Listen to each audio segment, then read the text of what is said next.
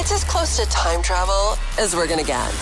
This week in music history with Marty Miller. So the idea here is that in less than 10 minutes I will bring you through a week of music history, and this time we're going to do February 3rd until February 7th. This was the week the music died back in 1959. Buddy Holly was gone, and one of the reasons he was that John Lennon would wear his glasses in public. I remember John being particularly pleased he could now put his glasses on, because John had big horn-rimmed glasses that he always had to take off whenever we played or when there were girls around. Just to clarify, John was particularly pleased that Buddy Holly, a glasses wearer, was famous. Not that he was gone. Sticking in the 50s, just for the news report alone, rock and roll was visiting the UK. Here on a tour of Britain, Bill left for London, and soon that boat train was rocking over the rails in hip time. And in 2011 this week, it was goodbye to an Irish guitar hero.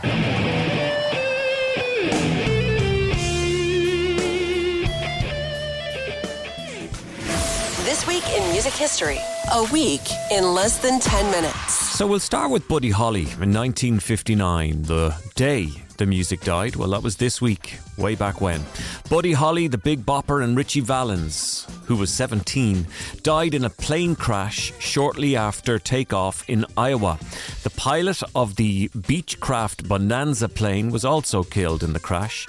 Holly had hired the plane after heating problems developed on his tour bus. This news report from that time in 1959. 3 young singers who soared to the heights of show business on the current rock and roll craze were killed today in the crash of a light plane in an Iowa snow flurry.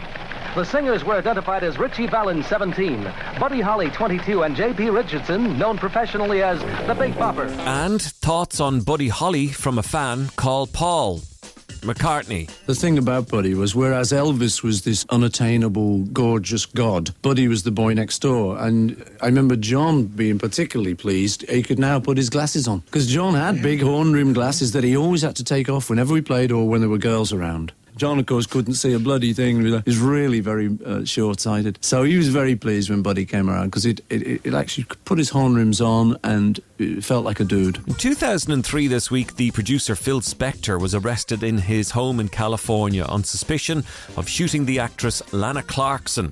Spector would die in prison, but he was not going quietly in 2003. Phil Spector is not complying with anything the police are demanding. Put your hands up, he puts his hands down, puts his hands behind his back. So they immediately pull out a taser and they fire it. It hangs up in this blousy shirt that he's wearing, and it does not work. So they rush him with a ballistic shield, knock him flat on his back.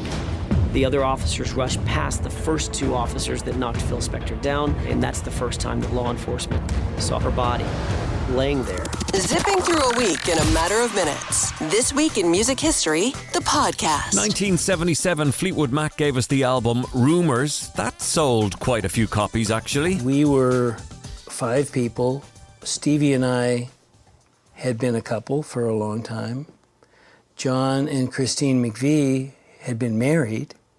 By the time we got up to Sausalito to start recording Rumours, Stevie and I were estranged, were not living together. John and Christine McVie were divorced. Also, you had 3 writers. So Stevie was writing songs, basically dialogues to me. I was basically writing dialogues to her. And Christine McVie was writing dialogues to John. And it was very well documented. In 1983 this week, Karen Carpenter, who, by the way, if you never knew this, was an amazing jazz drummer. Amazing. At the age of 32, she would be gone, a cardiac arrest at her parents' home in California. The coroner's report gave the cause of death as imbalances associated with anorexia. Now, when you look at a picture of Karen Carpenter at age 30, 31, 32, you see a woman who's, I swear to God, 60, 70 years of age. Karen Carpenter rushed to Downey Community Hospital this morning by paramedics after collapsing at her parents' home nearby. All efforts to save her failed. She was pronounced dead this morning at 9:51.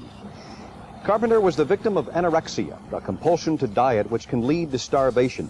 In 1957, 5,000 fans greeted Bill Haley and his Comets when they arrived from New York on the liner the Queen Elizabeth at Southampton in the UK for his first ever UK concert. Haley was the first American rock artist to tour the UK, and it was wild. The liner Queen Elizabeth glided in sedately enough. It was Southampton that was rock and rolling for the arrival of Bill Haley and his Comets.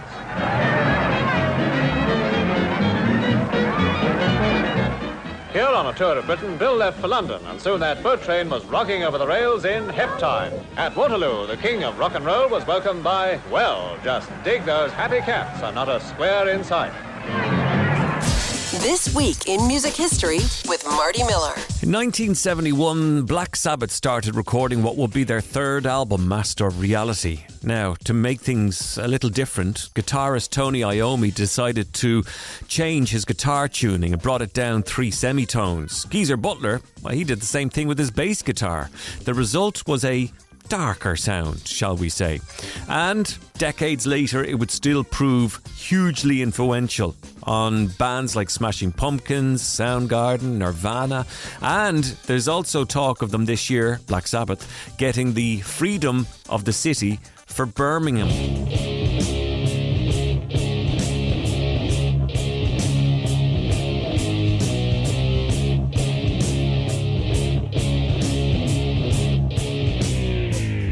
In 1981, the composer Hugo Montenegro died. He was responsible for the theme, the good, the bad and the ugly, and so much more. But this one you know.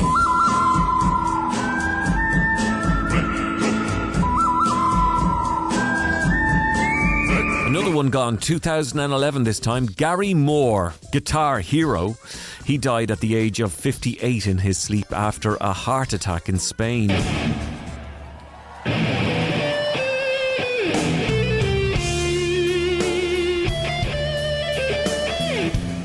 Zipping through a week in a matter of minutes. This Week in Music History, the podcast. Remember we told you earlier on about the day the music died, 1959. Well, also this week in 1959, they didn't waste any time here. Buddy Holly was buried in his hometown of Lubbock, Texas. In an ironic twist, many of those aboard the plane were not meant to be.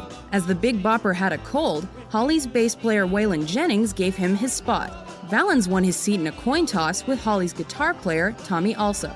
Despite light snow, the single-engine aircraft took off at close to 1 a.m. local time, but quickly disappeared from sight. And it's a happy birthday this week to David Bryan of Bon Jovi. He is a sound lad, to be honest.